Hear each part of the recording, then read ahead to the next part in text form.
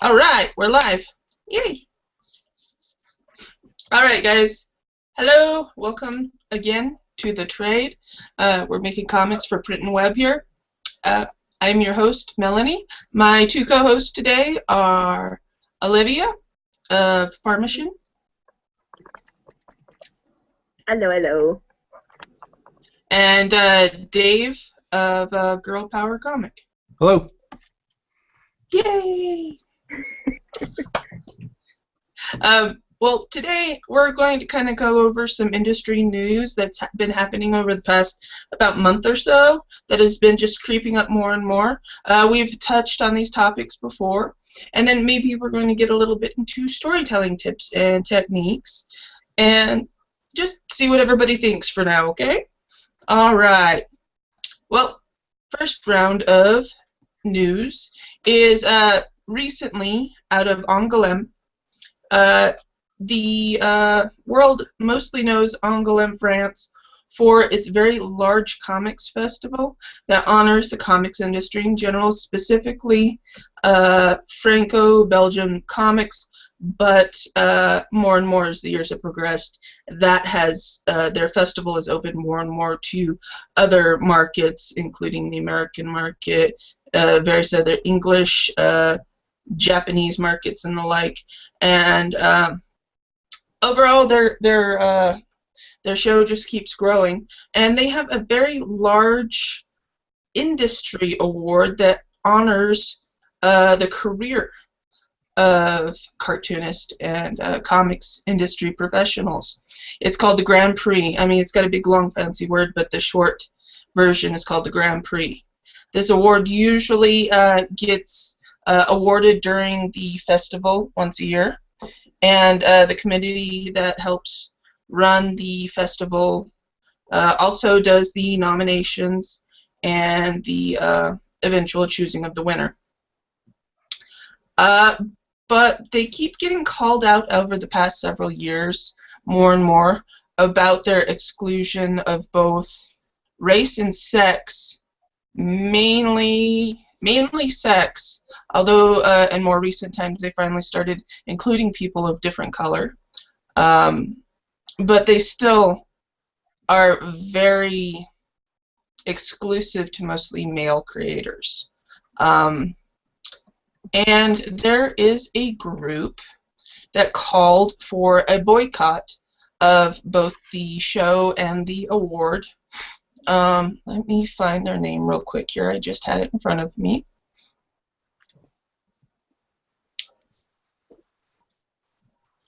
And, of course, I lose it right as soon as I need it. Oh. Yay!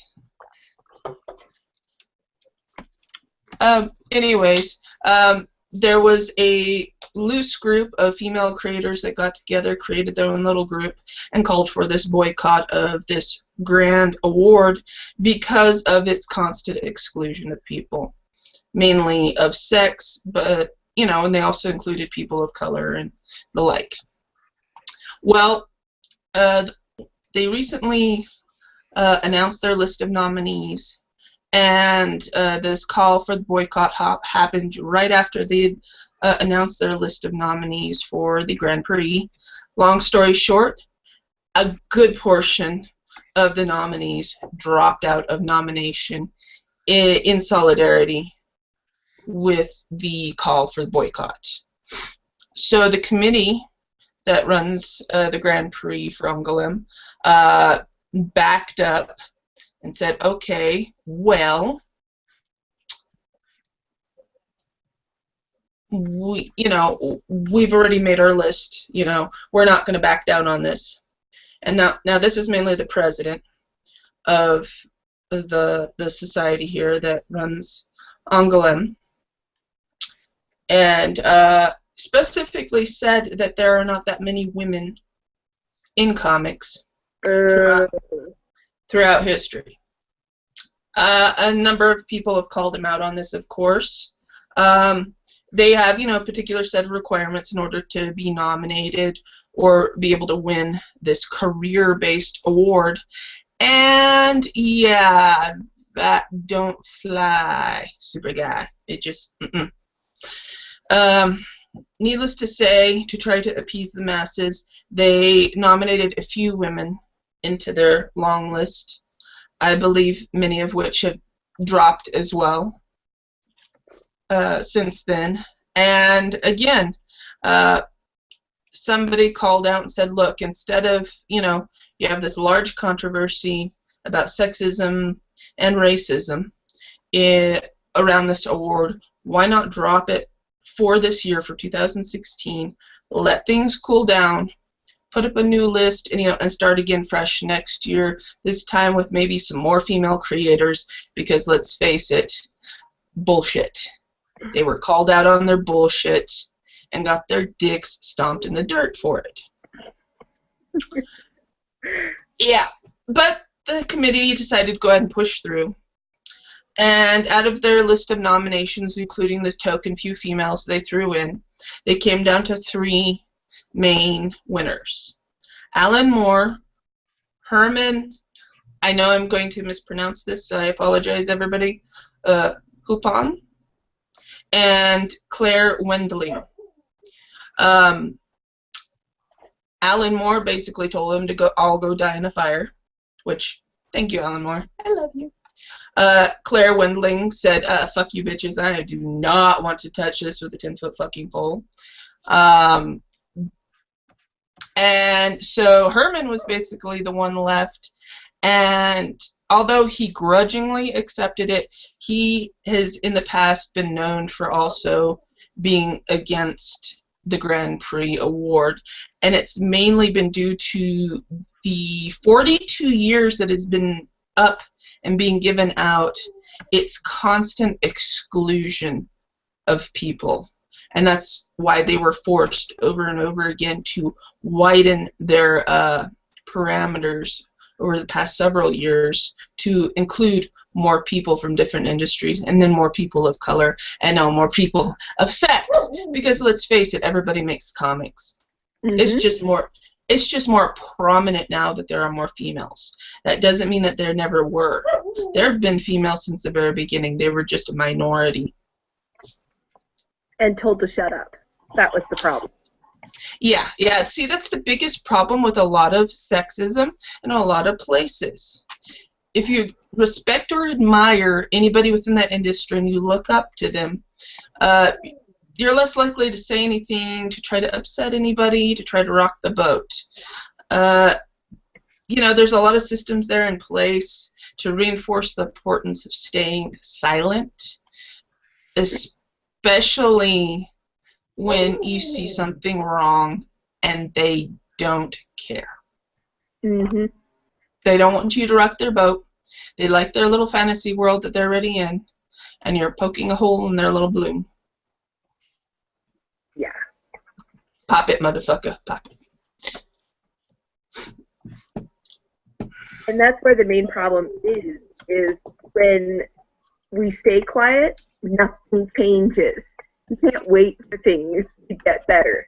You have to step up and say, hey, asshole, I'm here. Listen up. And being that this is sorry, go ahead, hon. Oh, I was going to say that's why these 3 saying, yeah, screw you, and refusing the prize was so amazing, because they're essentially saying, this isn't going to fly anymore. We refuse to let it work anymore. Yes, very much so. They really need to reevaluate what this award actually means. In the past, it meant, prestige. It's a very prestigious award. But it's been sullied so much over the years. Maybe it's time to revamp it or even retire it and try a new approach. Try something new altogether. And that's my dog in the background. I'm going to kill her. Or maybe not retire the award, but retire some of the people at the head of it. Possible, or rethink how they nominate their committees. Yeah, possibly retire the committee. That's my thought. But yeah, it's true that there is a issue of industry problems in this respect. Because if you say, hey, I'm being overlooked because I'm a woman, well, then you're playing the sex card and you're a whiner. On the other hand, if you say nothing, you never go anywhere. Even really amazing artists never go anywhere. So as a woman creator, you're damned if you do and damned if you don't. And the only way to change that is by male creators doing what the Grand Prix gentleman did and saying, we stand with her. No. And Yeah. I'm hugely impressed that these guys stood with their male brethren and said, bullshit. I am so happy about this. Because girls standing together, great, real proud. But boys standing with girls is the only way to ever change. Yeah, it's supposed to be boy, girl, boy, girl. Yeah, exactly. We're all people. And when people start getting that, that's when change will happen. And as sad as it is that Grand Prix has been so screwed up and has to be either dismantled or revamped, on the other hand, I am ecstatic that the industry is changing enough that even these really well-known guys are standing up and saying, you know, thanks, but no thanks, because this is bullshit. Yeah, I've never understood wanting to exclude, you know, I mean, anyone, diversity, gender.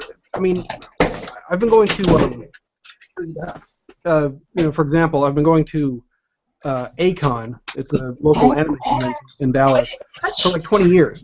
And when I first started going, man, what a sausage fest! It was like 85% guys, right?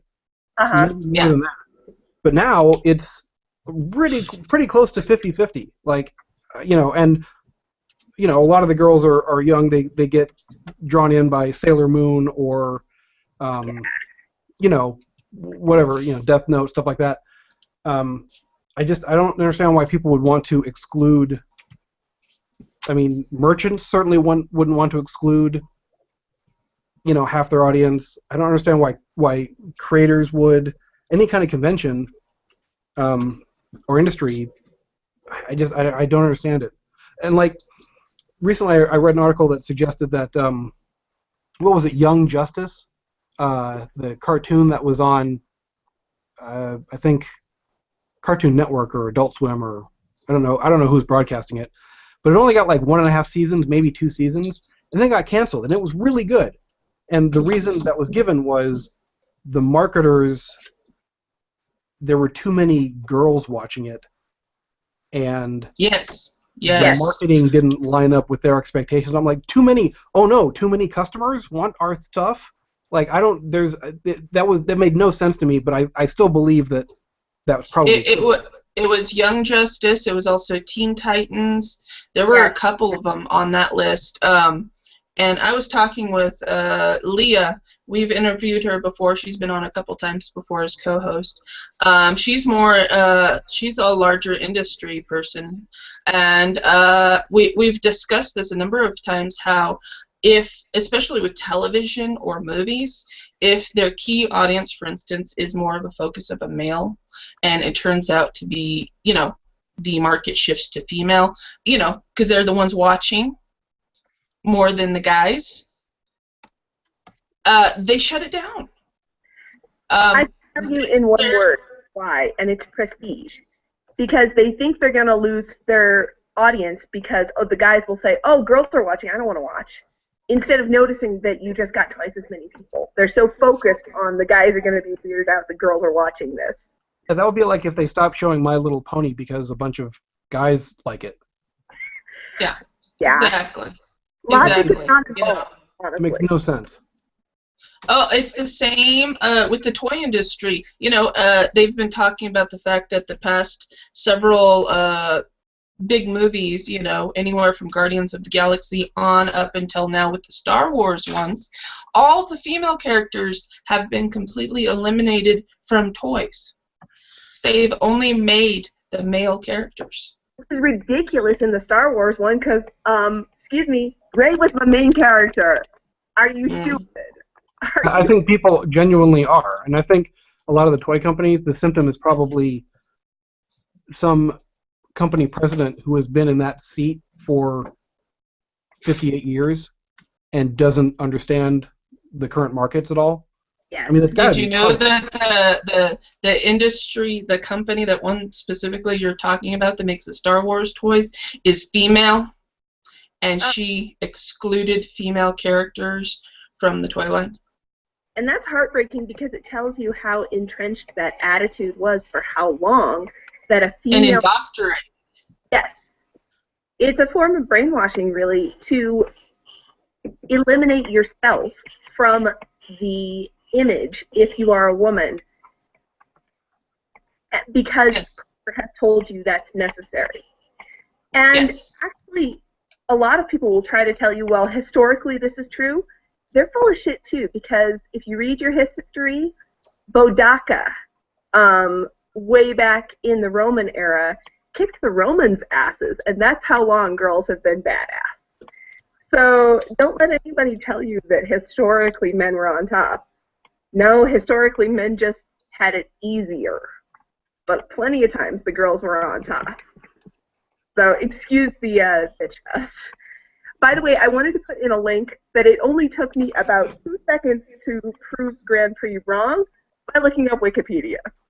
Huge list of creators with extensive histories of body work. And excuse me, Grand Prix, that took 5 seconds of Googling. Yes. And I mean, type women comic creators into Google and you've immediately proved their entire argument not only invalid, but ridiculous. Yeah, I mean, where would we be without Wendy Peeney drawing ElfQuest, huh? Yeah, exactly. Yes. ElfQuest is one of the classics. I mean, this list is huge. Yeah. And it's nowhere near complete. No, it's nowhere near complete. These are the ones who were big enough to be picked up by Wikipedia, essentially. Right. But still, I mean, you know, this just tells you how entrenched this attitude is and how much we need to basically kick the old geezers out. Yes. And more than that, kick the old attitude out. As a woman comic creator, I can tell you, anytime I talk to someone, I'd say over 40, about my hobby, I will be asked, oh, wow, so you draw superheroes? No, I draw stories. I tell stories. It doesn't have to be superheroes. Yeah, that's actually probably a separate issue. I mean, a lot of people still think comics are strictly for superheroes because they're not old enough to remember like old mystery detective comics or horror comics, or they're not young enough or just simply not interested in the genre, you know, to know about stuff like Strangers in Paradise and ElfQuest and, you know, I mean, just millions of other things that aren't superheroes. Yeah. Right. So yeah, you're right. That is a separate issue, but it's one that has always bothered me. So excuse the digression. I do superheroes, so it doesn't bother me. Well, mostly I think why it bothers me is because there's an implication that, oh, why is a girl doing that and messing with something that's for boys? I've gotten that several times. Like, yeah. It's images on paper. It's not sexualized. And if it is, something's wrong. Now, that doesn't, I don't want to say you shouldn't be sex positive. I mean, one of my favorite comics is Oh Joy Sex Toy. Oh, but, hell yeah. Yeah. But my issue is this idea that, oh, well, a woman can't be drawing adventures. Are you kidding me? We have adventures all the time. And actually, we're in more and more dangerous situations on a more regular basis. I've had to use up a can. I live in a metropolitan area that's known for being fairly nice. I live in Denver. And I've had to use up a can of pepper spray. Once was walking home from a drawing night across my Capitol lawn, the lawn of my Capitol building. I had to use pepper spray on the lawn of my Capitol building at 10 o'clock at night. This doesn't happen very often to men. It happens a lot to women. So who better to tell adventure stories than people who've gotten attacked? It's true. And it's something that really bothers me is the reason there is a dearth of women creators that are popular is to get harassed out of the market. I mean, how many times have guys said things that make you uncomfortable, and a lot of girls back down, and the ones who don't are told they're bitches. Mm-hmm. So, That's exactly it. You know, often enough we end up in dangerous situations because we think we're with safe people, and they prove not to be. and suddenly they're not safe, and you should not have to be in an environment where you're double guessing yourself constantly just because of what's between your legs. It's what's in your head that matters, and that will never cease to piss me off. That definitely sucks. Which is why the female character in my comic carries a knife as long as your arm and is happy to use it. I think that's actually a sword, technically. It's called a machete. Yeah, it's a machete. And I have two. That's not a knife. This is a knife. Technically, that's a machete. Okay, well, it's still not a knife. And I have had great fun with that moment of somebody is getting on her nerves. She pulls the knife and says, "You can shut up now." Because I would love to be able to do that in real life and not go to jail. It's like, you're not listening anymore. You're really not listening to me because I'm a girl. Hey, look, I have a knife. And that's the bitchy side of me coming out. Well, hell, inherent sexism is very bad, especially here in America. I mean, it's ingrained. It really is. And in more recent years, it is being noticed. And we are trying to change the culture, which is fantastic. But it's still in there right now. Yeah. And we're having to deal with the repercussions of this. I, as a female, if I go out alone, I carry anywhere from a 1 foot to 3 foot piece of rebar with me. I am not joking. I wish I was. Yeah, I know the feeling. Because you literally have to watch your own back, and that's the same in just about any industry now. Yeah, it's true. As both a comic creator and as a horticulturist, I am a landscape horticulturist, so I take a crew of guys out and we get to work in the dirt. And it's the most wonderful job in the world, but we've lost a lot of good people because they're women and they get harassed. And I've noticed that my my professional work encourages me in my hobby work because I use the same attitude, which is, oh, you think I'm less because I'm a girl? Watch this. And then I prove them wrong.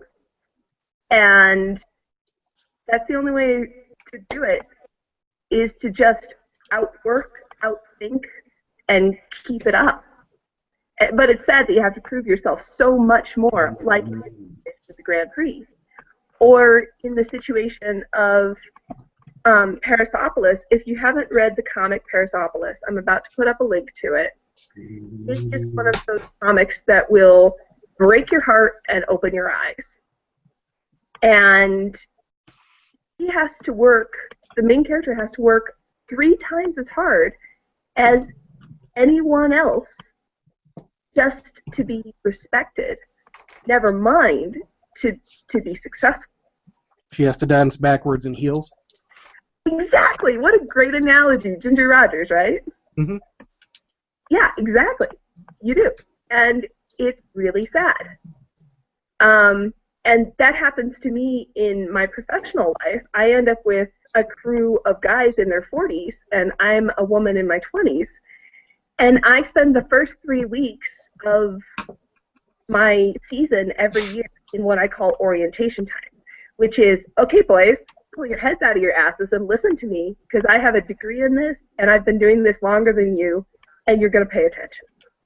But I basically have to prove myself competent for 3 weeks straight before they'll take orders from me as their manager without grumbling. And that pisses the hell out of me. Yeah. So here's the link to Parasopolis, or a discussion of Parasopolis. And comics like Parasopolis will give you a better sense of how it feels to go through that kind of thing.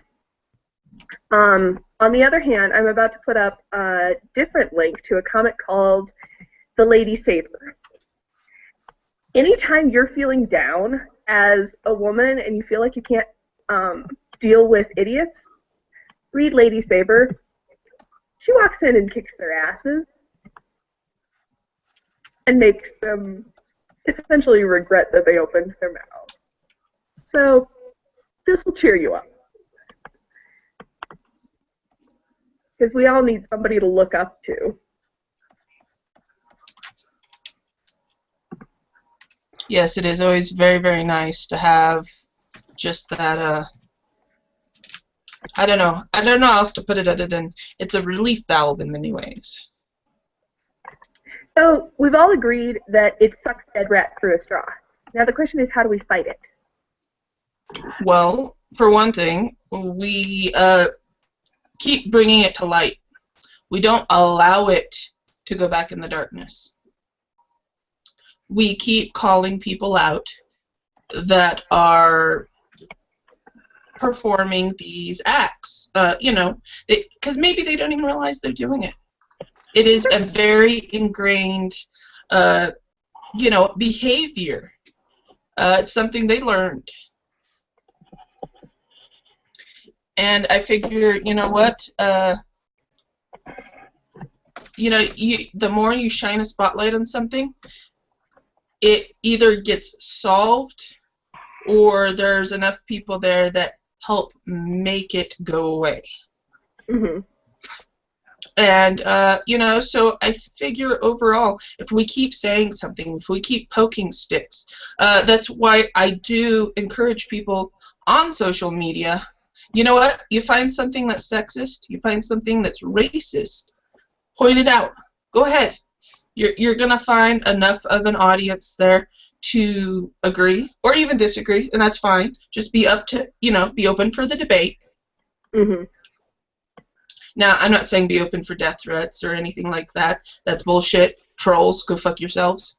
There's no point in trolling. I would just add to that, pick certain battles, because there is a... Yes. Some people seem to have a endless amount of time to be jerks online, and you're not going to change a lot of minds. I'm not saying don't go online and, seek out fights and get into... I mean, if you see something, say something, whatever, but, take that with a grain of self-regulation. Dan, you make a really good point there, because sometimes you delegitimize your own argument if you're constantly on a soapbox, because people get used to you always being screaming, if you know what I mean. Yeah. Yes. But choose that hill that you want to die on and fight for it. And that's a really good point. Oh, definitely. But I think if we just keep calling people out on poor behavior, either they're going to eventually get tired of people calling them out, either change behavior or get out of that industry so nobody is calling them out again. The other thing, I would like your guys' opinion on this. I think sometimes it's almost more important than calling people out, which is important, but sometimes it's almost more important to highlight good work. Because, and this is speaking from a mixed race perspective, I'm mixed Irish and Native American, and a lot of Native American youth kind of move away from their native roots because all of it is this discussion of depression. Like, we lost, we suffered here, we suffered here, we suffered here. And when you don't celebrate something, you just mourn it, everybody's turned off. So talking about women who are doing awesome work, talking about people who fight for the right, is sometimes almost more important than talking about the people who are. Yeah, I think you got to do both. I mean, the guy at the Grand Prix or whatever who said, "Oh, there are no women creators." Well, if everyone around him was talking about, "Oh, have you read the latest thing by Gail Simone, or have you checked out the Yes. latest run of Power Girl, or the Amanda Conner thing?" And I run out of my knowledge of female creators is kind of limited. There's a few I like, but I don't track. Well, I can say that for male creators too. But I mean, if people like that were surrounded by other people who were saying, "Yeah, look at this great stuff," so I think you got to do both. Yeah, you've got to keep that balance and that strength of not just whining, but doing something amazing. It's very true. It's very true. So yeah, I think go ahead, call people out on poor behavior, and praise good behavior. I mean, it's a very simplistic mindset, but the sexism and racism is pretty learned behaviors to start with. They're pretty basic behaviors to start with.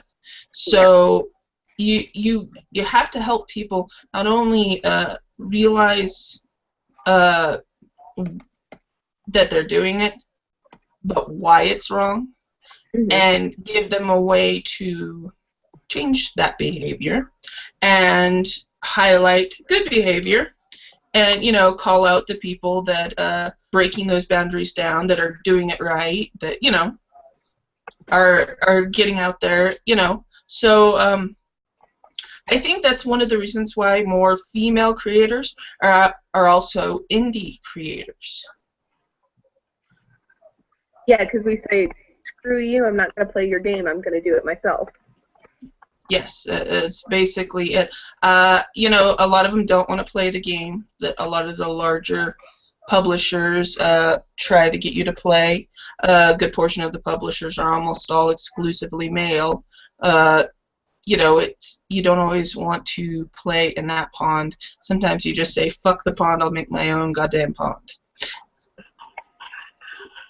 And that's the equalizer of the internet. It's lovely like that. But it's also harder to get known. Yeah. I mean, you put something up on DeviantArt, you might as well throw it down a hole. Yeah, but in general, throwing anything on the internet is throwing it down a big, giant black hole. But you just have to keep at it anyways, because if you love it enough... Yeah, I think you're right. Unfortunately, you can't go into art looking to make money. You have to go into art because you fell in love.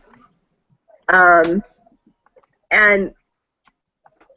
I think the other thing that's going to help remove a lot of the sexism is the way the industry is changing, because the industry is no longer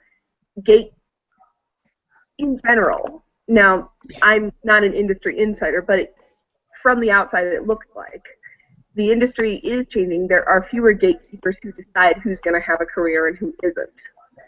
These days, you make your own. So if you've got the balls, pardon the pun, if you've got the guts to do it, you'll have a career. If you want to make it a hobby, you can do that. There's nobody saying this goes on the shelf, this doesn't anymore. There are multiple ways to make yourself known. It just takes a lot more work. We just have to wear more hats. Yeah, and there are days where you just sit back and go, damn it, all I want to do is draw. Why do I have to do all this other stuff? Yeah, I mean, you do always have the option of doing that for somebody, but I don't know, I like owning my own IP, Yeah. And, I don't necessarily want to work on Batman or Superman or Wonder Woman. Not that I don't like them necessarily. It's just I want to do a fresh take on a fresh story. Mm-hmm. And those are old hat. And more, I think the bigger publishers are realizing why so many people are slowly getting tired of them. Because they've seen them since they were kids and they're old. And you can. I think you can only write a story for so long before you're just repeating the same stuff over and over and over again. I think you're right on that. But the other thing So, is, in America, but in a lot of countries, we're also becoming more pluralistic. So now there is a market saying, hey, we want stories about Ghana, want stories about East Africa. We want stories that tell us something we don't know already. We're tired of familiar. We're tired of comfortable. Tell us something we don't know. oh, that's why I think Kate Beaton, for instance, hit such a nerve with a lot of her history comics. Yes. And and her own renditions of old novels and the like, Wuthering Heights and some of her favorite old stories like that. I think because that's one of the reasons why that hit that nerve so hard and boosted her up there so far, was because people want something, at least a new take. We've seen Batman and Superman over and over again, and it's not that none of us don't love them. I don't know. My take on Kate Beaton stuff is that her comics were super funny. Like, to me, it didn't matter that it was Shakespeare or whatever. Like, she could have been drawing anything. The fact that it was funny first and foremost was what drew me to it.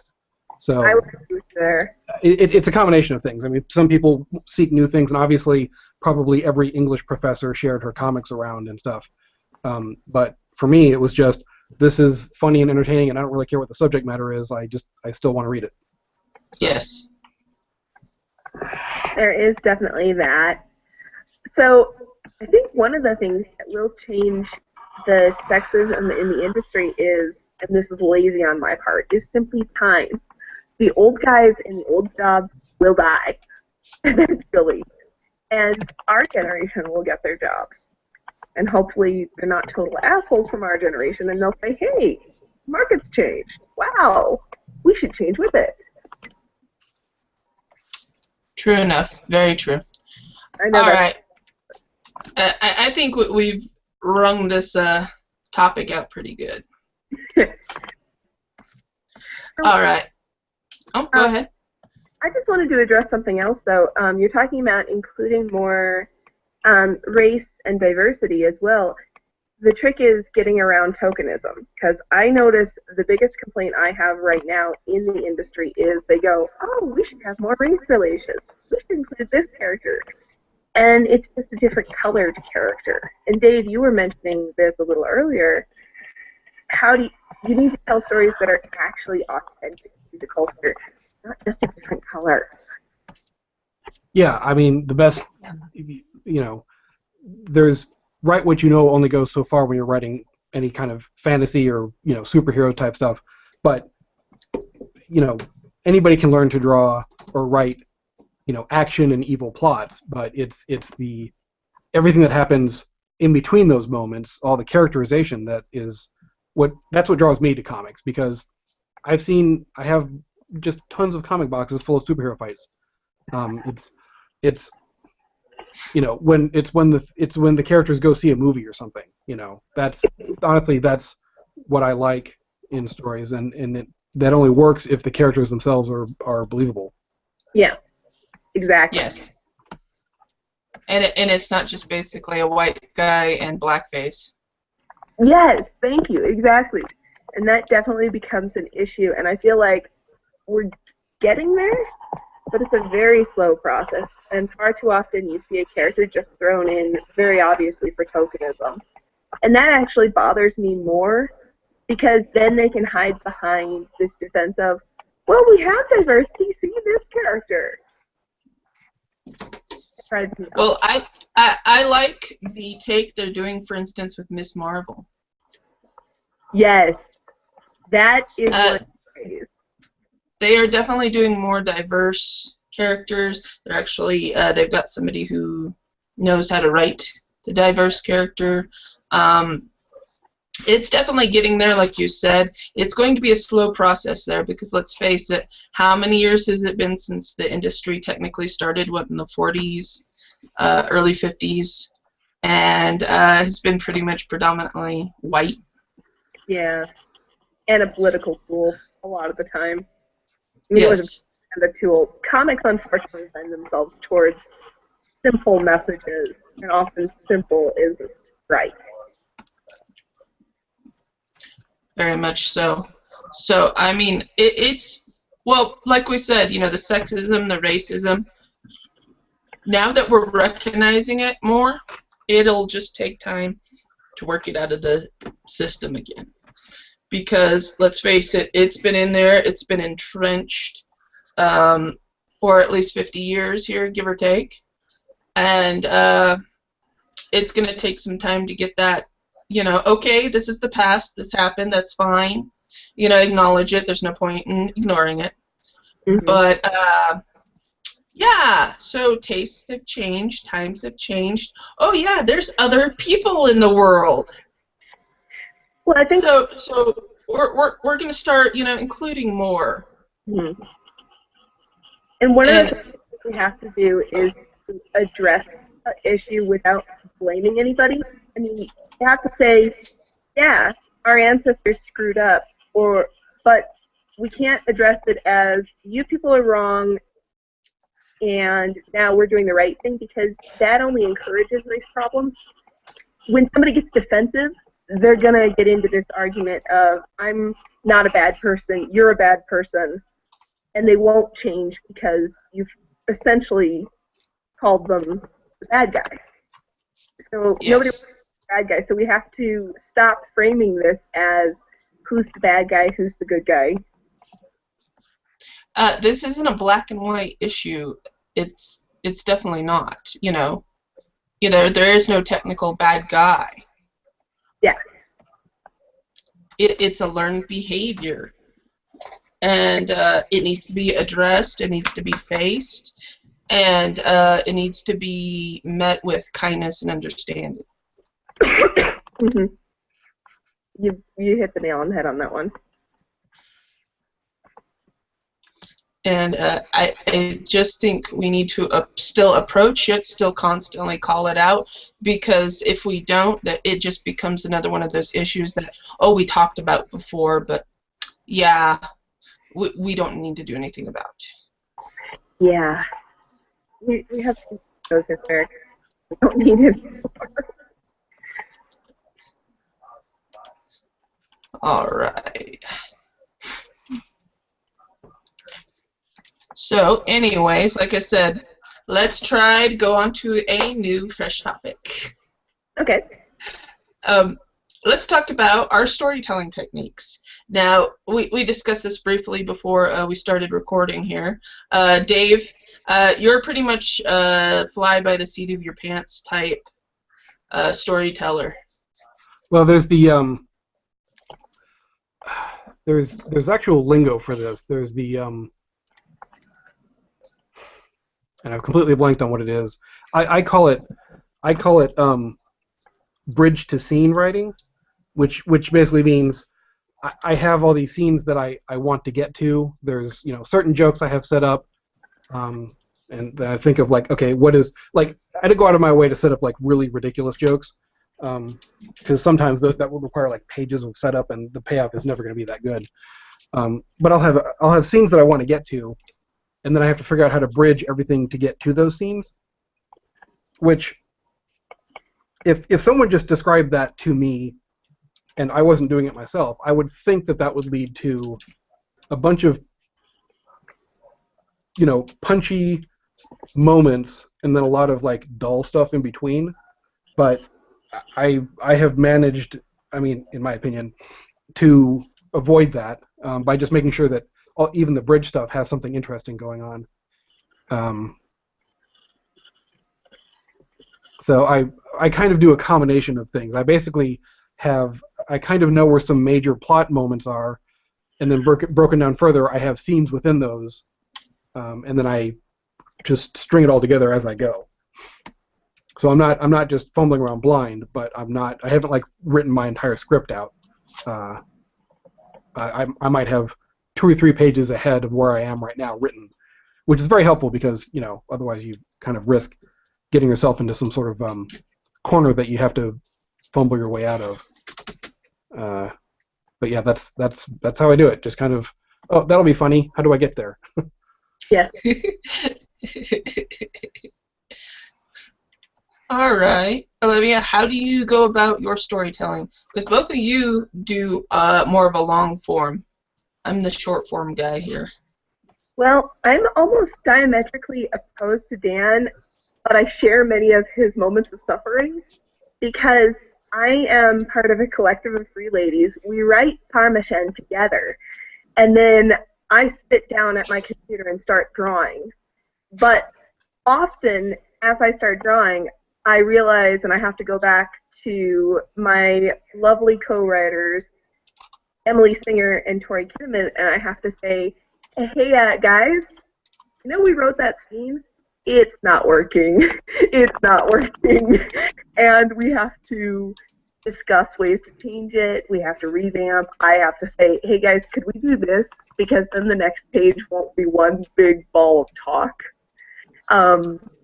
And it's just this constant thing of work as you go, even though we've written at least 3 years worth of material, there's constant reworking going on. And more than once I've gotten to a scene that I was looking forward to drawing and realized, well, crap, based on the changes we've made, this is either no longer necessary or not going to fly the way it is right now. So I guess compressing that down into a nutshell, writing out everything will not save you from having to do more work. You will still have to do the work. But at least you have an overarching sense of where you're headed. It's kind of like climbing a mountain. You can see the peak, but you're still going to trip over the rock in front of you if you don't watch your footing. And that's how it... I've come across that a few times where I write and then mostly just because as I'm writing I'm researching certain subjects so that I don't come across completely, dim-witted, and that leads me to change some element, and then I realize later that, well, that thing that I wanted to do isn't cohesive anymore. So, it's like, that's fine. You know what? I can just cut that for later. I'll figure out another way to get to that same joke. But I have a huge pile of just bulleted lists of stupid jokes, and sometimes I'll be adding to it, and I'll see the last one that I added, and just start laughing, and I have to explain to my wife, because it's literally just, the minimal amount that I need to remember what the joke is. I don't have to write the entire scene in my head. Right. So the words on the page are not always the funniest thing, but in my head, So my wife's like, what are you laughing at now? Nice. And in my case, it's piles and piles of research notes and links to various researchers, because in the world of Parmesan, there's a balance of industrial era science and magic. Emily is my wonderful magic researcher, and I do a lot of the scientific and biological research because that's where my interests lie.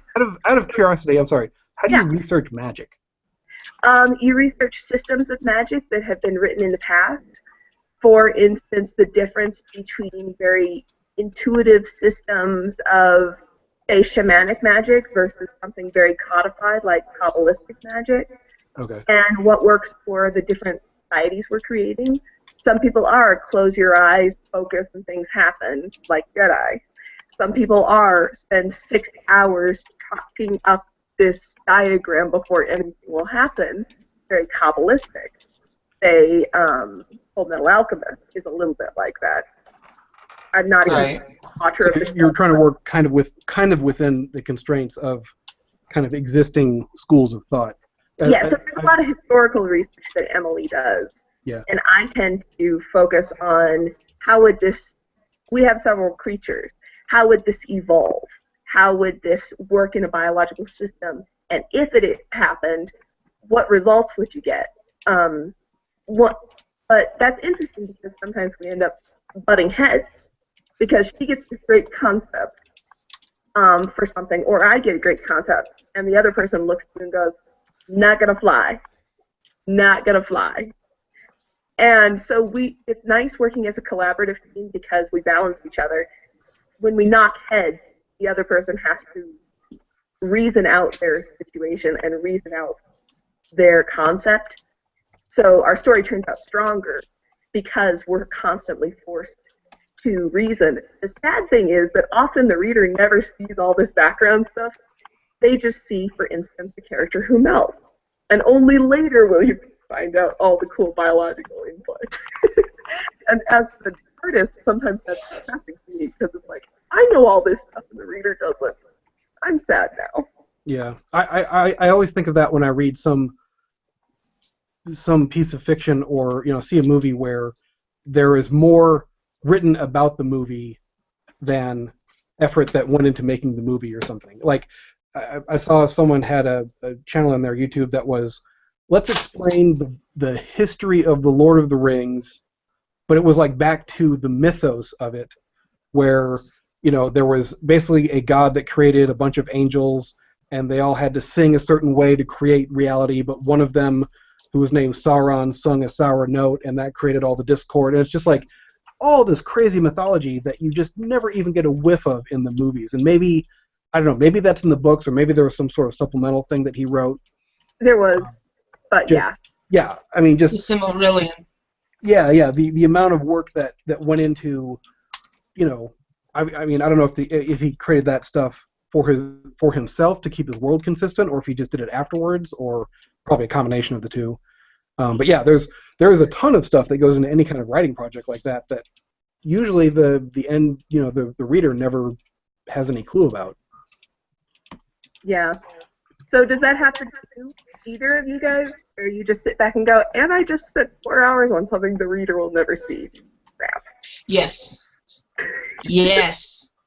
I have 5 notebooks, and I'm saying notebooks full of mythos and botany and whatnot that I've been building for the past several years now for my eventual steampunk comic, my long-form comic. No. Yeah. I need to eventually make that damn thing, because I keep saying I'm going to. And I keep doing sections of it obsessively. And then, responsibilities take over, day job, my strip comic. And, yeah, so then I put it away for another 6 months. That's hard. I have one like that that's a neon noir that I've been looking for an artist for forever, because if I try to run 2 long-form comics at the same time, I'll kill myself. But I definitely know that moment where you're just kind of going, can I take on one more thing? I don't know. But I found a sneaky little cheat for getting more of my world building across, and it was the Victorian idea of letter writing and how that influenced relationships. And I played with that a lot in the beginning of Parmesan. That these 2 characters, one of them travels around. She's kind of a gypsy character. She travels pretty much all year. And so I wrote this series of illustrated letters between the 2 of them, and that got a hell of a lot of the world building out of the way in an entertaining manner that fits with the world, because that's what you did. You wrote letters. Yes. I also learned an important lesson, which is people read comics to see pictures. They don't read it to see words. So I know a fair number of readers just skipped the letters, which is okay. And I did initially. I don't want to be rude, but I did initially just to get an overview of what you had at the time. I totally get it. And then I went back and then I read it. But a number of people, yes, definitely. It's one of those because people, yes, we're there for as much for the story as we are there for the words. I treat it like the Silmarillion. It was I had to get it out of my system for my own sanity. And if people want to read it, they will. And if people don't, you don't have to know everything for the story, but it enriches the story. But you can do feats like that if you do them with taste and with within the story. If they make sense within the story. I guess that's my suggestion to us creators is find ways to make the thing you want to happen sensible within the story. Because And don't be. Yeah. I say don't be afraid to go ahead and write your 5 notebooks like I've been, because you know what? Even if it's only for you, you're the one that's creating it to begin with. You need that enrichment, and you also probably need to get it out of your head as much as I do. Yes, and it helps your own sanity, and that's very much what I was saying is, for your own sanity, get it down on paper. Don't get into that, we all did it in high school thing of you're so busy building the world that you never write a character. You know what I mean? Yes. Did you ever do that? No, I don't think I ever did that. I think everyone does that. I mean, we get caught up with creating the world, but we don't actually create anything cohesive. We're just doing it for ourselves. Yes. Now, I have written a bunch of fan fiction, especially in high school, but I think everybody does at some point. I think it's great practice. I think people shouldn't be ashamed. It's like playing in the sandbox. That's where you learn how to fall down and get back up again. That's weird. I never wrote fan fiction. I mean, I wrote comics, like fan comics, mostly starring my own characters, but also the X-Men. Like, I didn't actually draw them. It was all in my head. I never actually went and wrote fan fiction, though. You never wrote it down at all? No.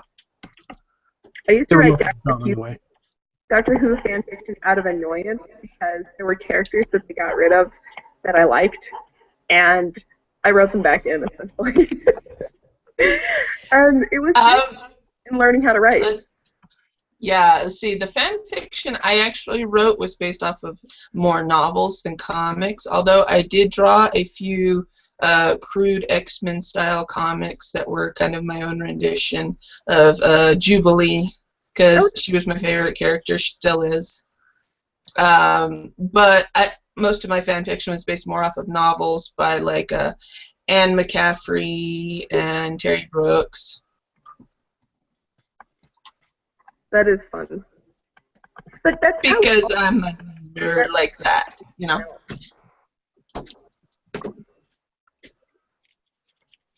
And I think that is an okay place to start as long as you move on from there. Or just change all the names and turn it into another franchise. Ugh. Well, then you're writing, what's that stupid Twilight. Twilight or Eragon. Over and over again. Yep. No. That's actually where I say to young writers, read a lot of science and history books, because more interesting things, more crazy shit happened in history, and more wild ideas come out of science than you will ever imagine in your own little head. So you need to feed your imagination amazing stuff for amazing stuff to come out of it. So read a million books on history. Read a million books on animals in nature, or nature books and animal books and all that kind of stuff. And then your imagination has much more interesting fodder to turn into ideas. Because without that, you're just playing, like we were just talking about, you're essentially writing fan fiction because that's all you know. So if you and don't get me wrong, it's okay to write it for your own personal amusement. Use it as more of a writing exercise. Yeah, that's fine. Because I encourage everybody to write, period, anyways. I mean, if that's what gets the pen moving, go ahead and do it for a while. Let it all go. Let it all out. Yeah, and it's a great chance to play with words. I actually, for fun, I like to do play-by-post role plays, because it's a chance to play with story and play with words in a place where nothing is quote-unquote wrong or bad. It's a game. It's sandbox. And that takes pressure off. So then when you sit down to do more serious work, you don't get creatively constipated, because you're used to just sitting down and going, all right, let's turn something out. It actually kind of reminds me, I used to be a runner, and it reminds me of taking jogs where you'd have easy days where the whole point was just to get out the door. So then when you took that big race, the starting up wasn't that hard because you were used to starting a race or starting a run. It's true. I mean, you know, any action you want to do, especially if you want to do it on more of a grand scale, there's always smaller, more practice-based actions you can do to build you up to the big one. Mm-hmm. That's the way I kind of look at doing my little strip. It's more or less giving me a way to play, to stretch my legs, to learn some basics, and improve myself, and maybe then I can apply it to some of my bigger projects that I will do in the future. Exactly. Dan, how do you keep yourself creatively limber?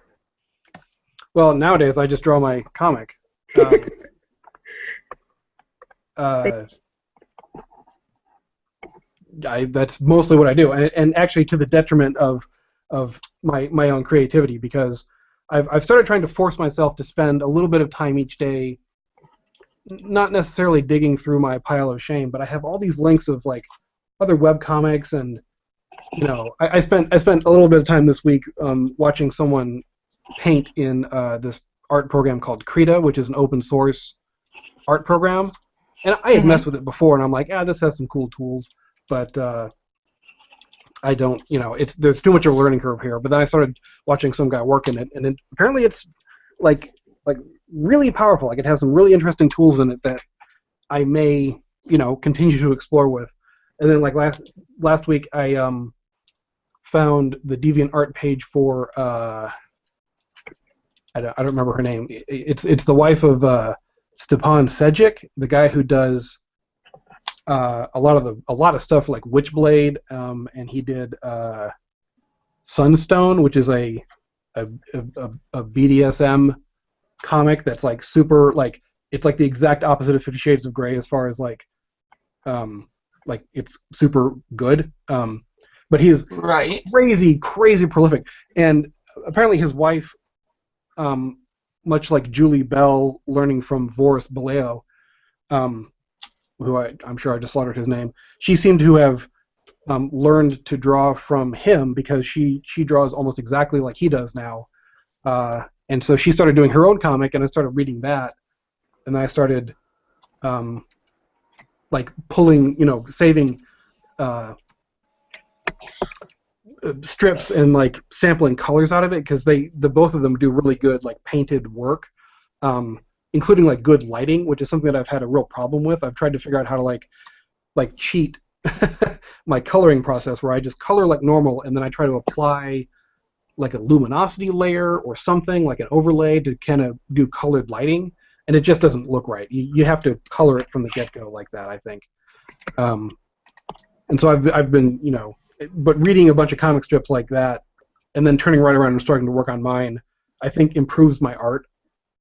Not that I'm copying them, but I'm like this. I see this immediate deficiency in my own art now that I've watched someone else better, you know, read a bunch of their stuff, and I need to do more of it. I need to not just eat breakfast, turn around, start drawing my comic, and then stop at like 11 o'clock at night. I need to pepper in more of other people's stuff. Yes. I can definitely sympathize with you on that one, and I've been really trying. I actually started doing a webcomic review to encourage myself to read other people's work on a regular basis, and see what was good and what was bad in other people's work. So giving myself a blog that I had to write on once a week was my way of saying, okay, this is it. You have to read other people's work, because going back to the point I made about feeding your imagination, if you don't see anything new, you don't do anything new. that's true. So to get better is to keep seeing other ways of doing things, and maybe better ways of doing things, like you were saying, Dan. Melony, how do you cope with that in your own way? Well, I'm a prolific reader. I mean, I've always specified that before. I read over 200 different webcomics alone. Wow.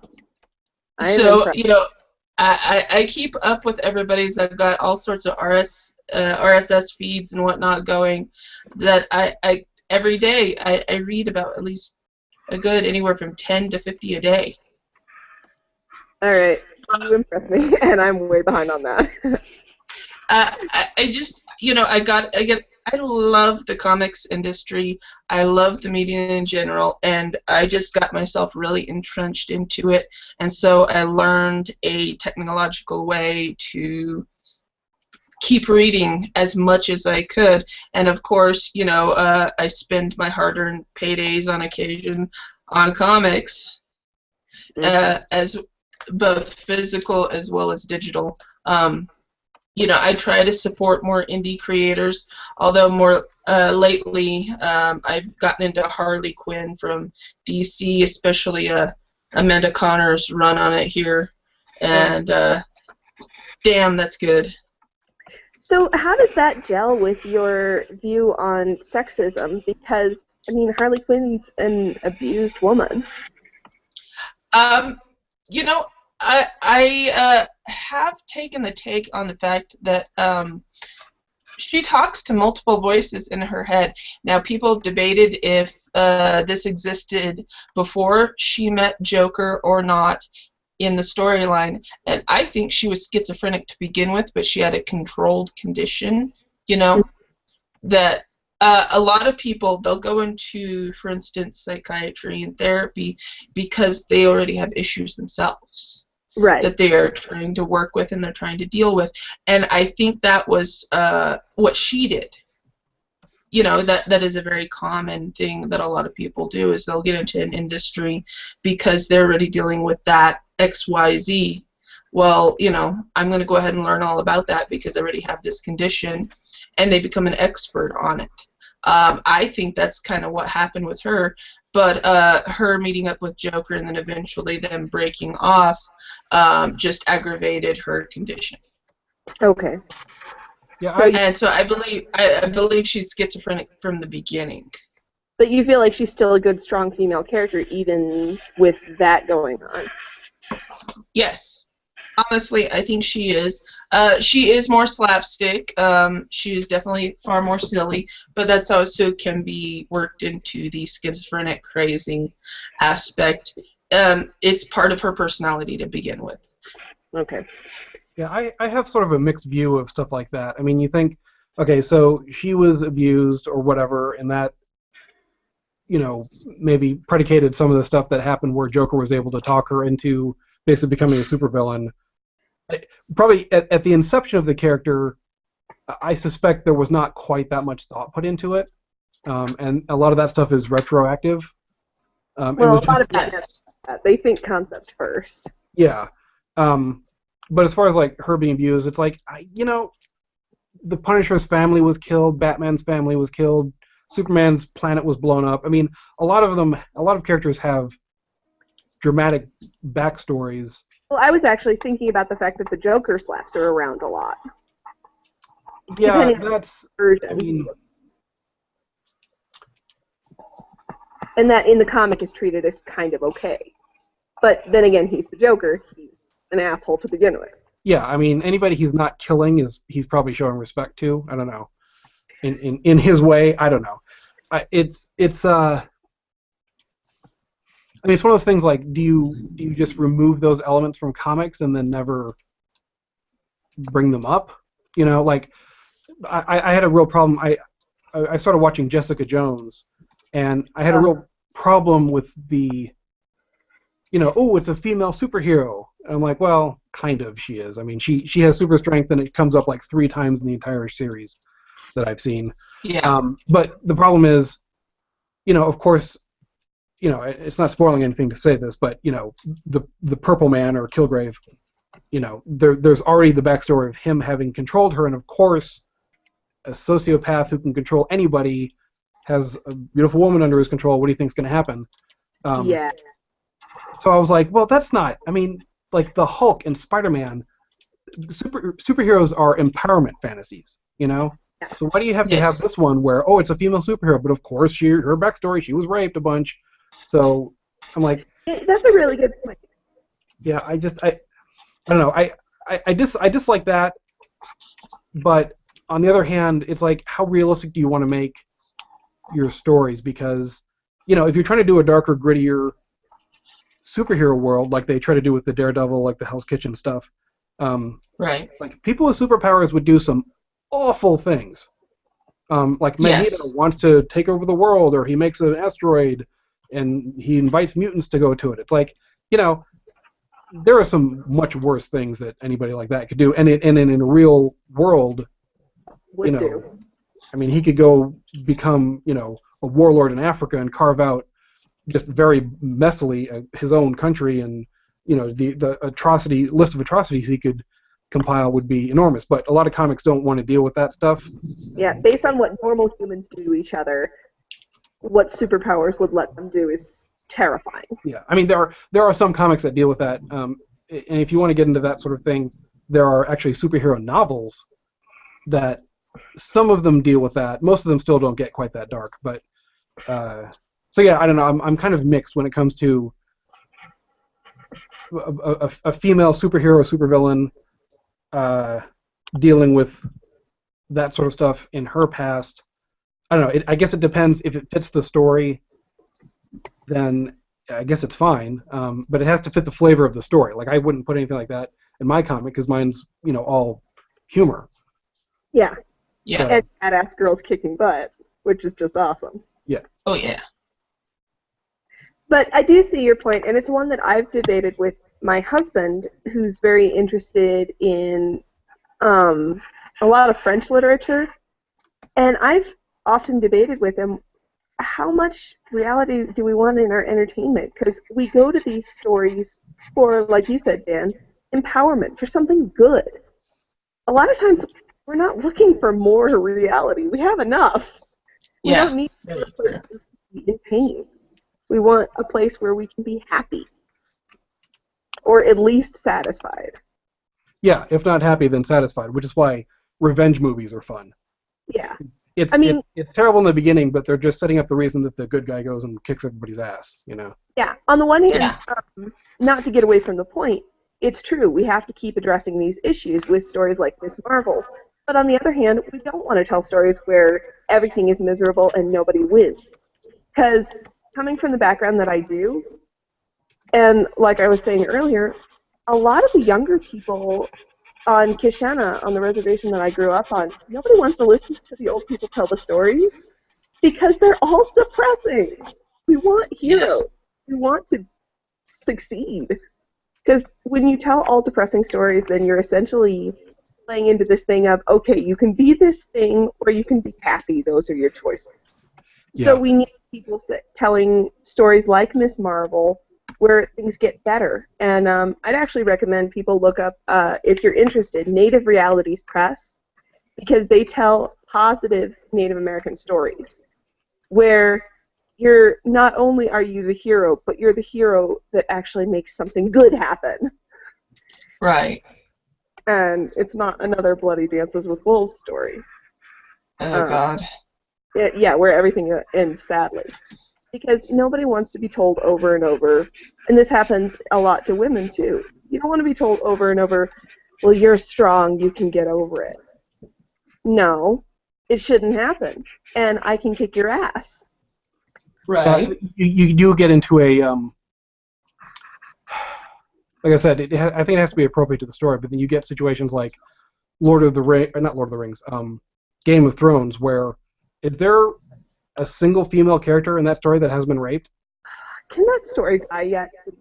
I mean, I enjoyed what I've watched of it. I haven't seen the most recent season, but it was like, this is an inevitability of life in this world, which, I mean, yeah, kind of maybe back in the past, marauding, if the whole world was marauding Vikings and, there was like basically no law and order, yeah, it wasn't great for women back then. I mean, I always think when somebody wants to play the game, oh, if you could live in any time period, what would it be?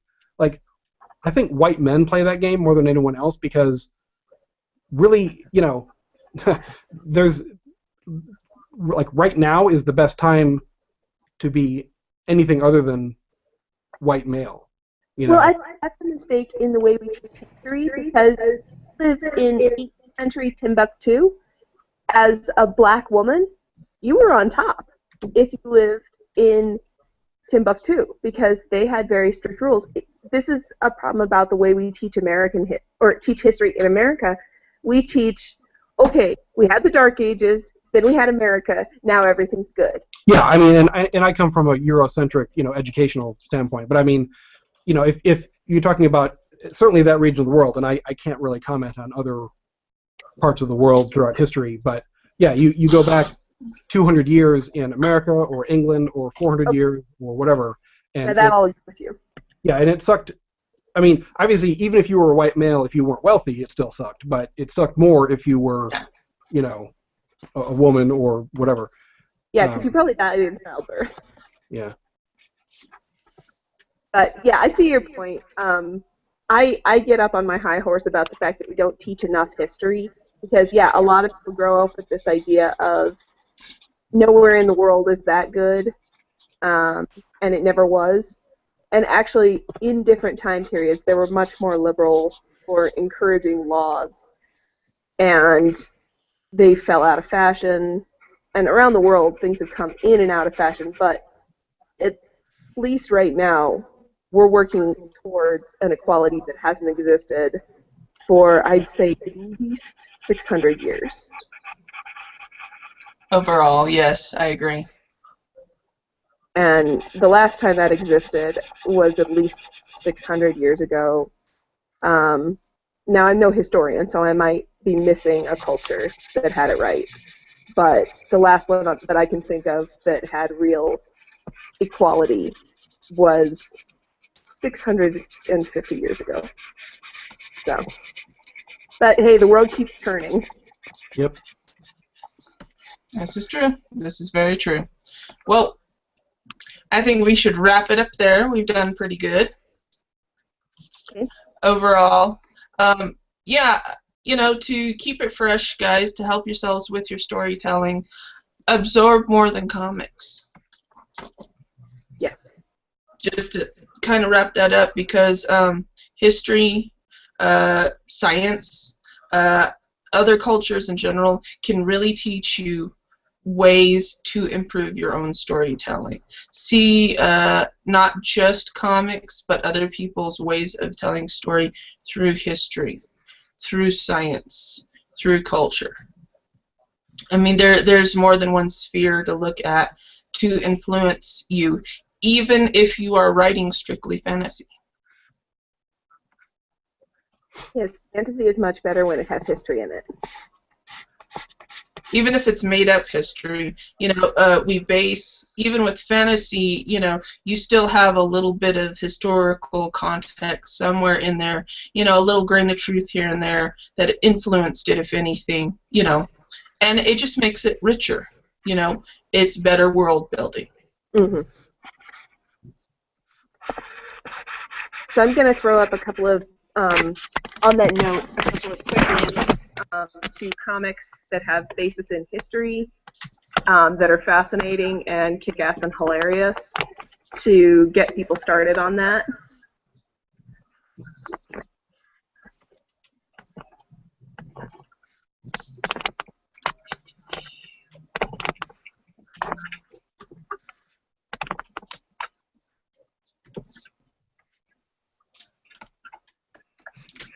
You posted that one twice. Ah, damn. I thought it worked. Sorry about that. Right. The other one I'm about to post is Delilah Dirk, who Yes. is about the most hilarious steampunk girl you will ever read. The Rabbi's Pantheon, too. The Rabbi's Cat is a really good... There it is, Delilah Dirk. The Rabbi's Cat is fascinating and very based in the history of, I believe, pre the formation of Israel politics, and it really shines a light from a fun angle, not the depressing and then the world blew up angle. And then I already put up the Lady Saber, which plays a lot with the concepts of the Enlightenment. So those are my suggestions. You know, them, Persepolis. There are a bunch of comics out there that you can also read that can give you more of a round view of the world. But I would also highly encourage going and getting a hold of some history books, especially from outside your current country. Yes.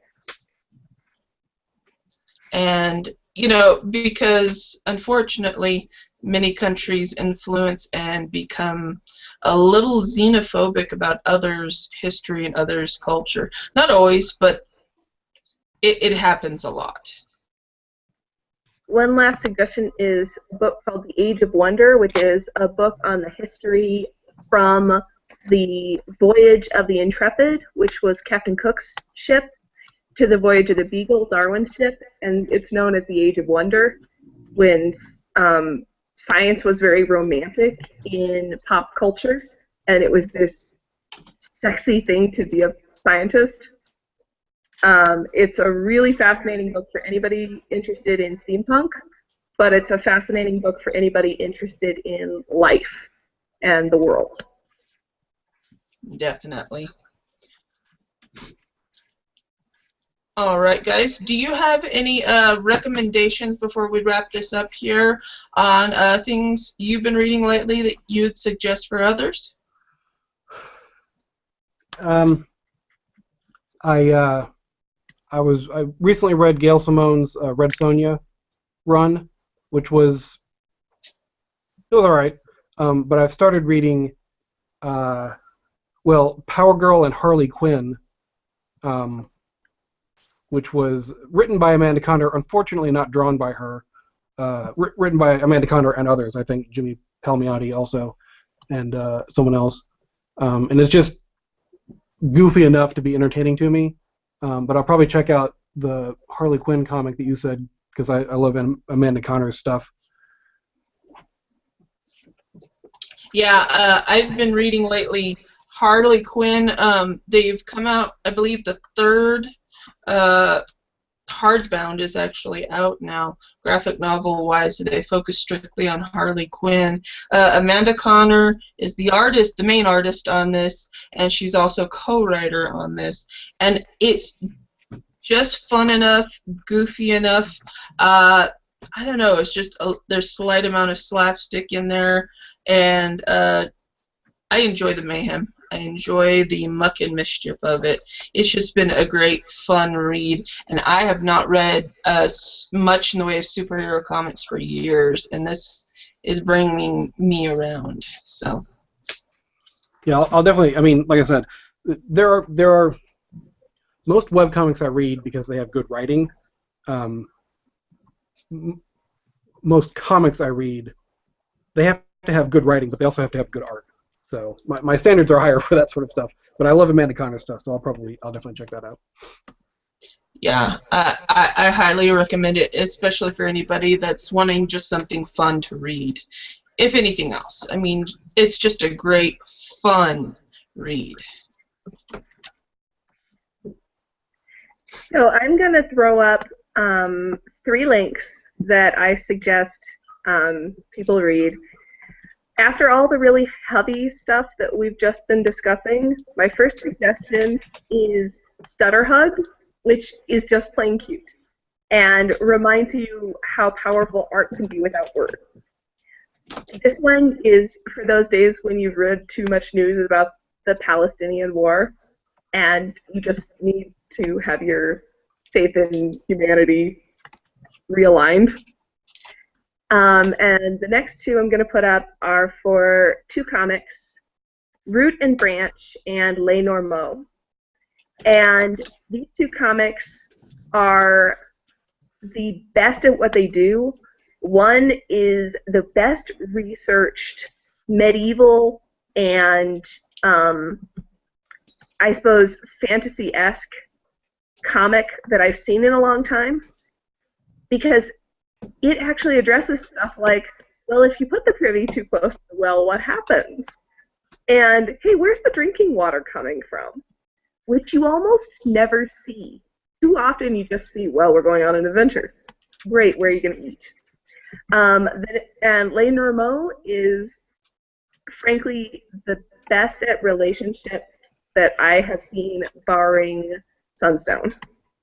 At just exploring all the issues of getting into relationships without being angsty. So those are my suggestions. Very cool. All right, guys. Well, that's it for this edition of The Trade, Making Comics for Print and Web. We were your hosts. My name's Melony. I make ornamental at ornamentalcomics.com. Olivia, yours is Parmesan at parmesan.thecomicsseries.com. Yes. And Dave, yours is Girl Power. Girlpowercomic.com. Thank you. I couldn't remember if it had comic in there or not. Sorry. Yeah, I unfortunately was not unable to grab girlpower.com. All right. Well, girlpowercomic.com. All right. Well, thank you guys so much for listening to us. If you've got any questions, if you've got any other topics you'd like us to go over, if you have anybody you want us to interview, you can tweet us at the Comic Podcast on Twitter, or the Trade Comic Podcast on the Twitter, and the Trade Comic Podcast at gmail.com if you wanted to email it in. And links will all be down in the doobly Jews, just in case. All right. Well, thank you so much, guys. You have a good one. Take care. Bye. Peace.